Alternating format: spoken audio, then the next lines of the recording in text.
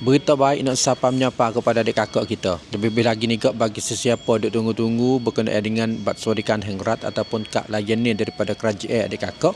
Duk bunyi khabar katanya hak terik baru ni nak mari pula dah adik kakak dia weh. Yang mana orang akan bertanggungjawab orang yang baru ni duk agak-agak katanya siapa dia? Iaitu Encik Nitik Tan Prakar. Beliau ni akan jadi bakal ataupun wakil Ratna Menteri Bahkan Kerajaan Kelang.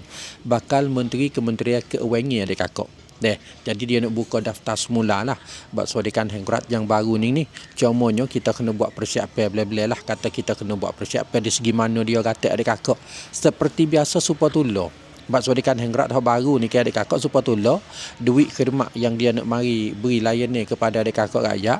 Supaya biasalah 300 bulan. Gonamel kereta 750. Lepas tu duit api ni kalau tak sampai stamik dia kok 315 kot sebulan dia kakak go iPeli lagi dan juga go gas 3 bulan 80 kot dia kakak dia dah. Kita mau tengok sikit weh. Syarat-syarat bagi orang yang nak boleh Batswadikan Hengrat ni lagu mana. Hak syarat-syarat hak baru ni belum lagi ada penjelasan lah. Cumanya kalau kita tengok syarat-syarat hak 2-3 tahun lalu ataupun hak tahun 2065 tu kira kakak lagu mana. Dia royak katanya kalau pion nak boleh Batswadikan Hengrat ni hasilnya sore-sore tu tak lebih daripada 100,000 kot setahun adik kakak. Tu dia. Terhadap sore-sore lah. Manakala harta benda, duit sipir ke apa ni, sore-sore tu jangan ada duit sipir lebih daripada 100,000 kot dia kakak.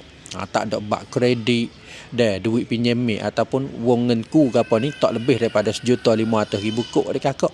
Kalau kereta ni jangan lebih daripada harga 1 juta. Baru kita nak masuk di dalam syarat-syarat dia. Bila masa kah yang kerajaan nak buka daftar long tabian ni adik kakak dia weh. Hak ni kita nanti dengar, nanti ikuti berita semula lah.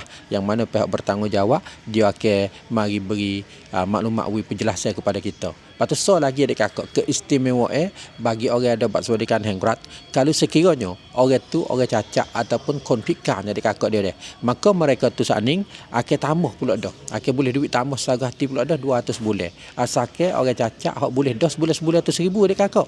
Dah 800 tu.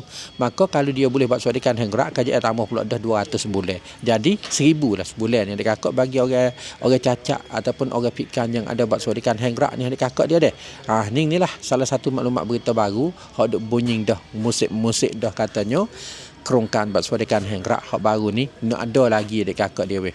Tu dia. Cumanya hak orang tak ada lagi tu kok kita nanti tengoklah kata kita ni termasuk di dalam syarat-syarat dia ke tidak. Lepas tu bila masa nak long tabian daftar nama nanti amo mari istihar pula kepada adik kakak. Kalau adik kakak nak buat bisnes, nak buat perniagaan dengan tak kena tubik peluh sangat adik kakak, baik kita buka kedainya basuh dari franchise Saksabai Yisipsi Cumbung adik kakak. Saksabai Yisipsi Cumbung ni dia ada banyak saiz. Saiz S, saiz L, saiz L plus dan sebagainya.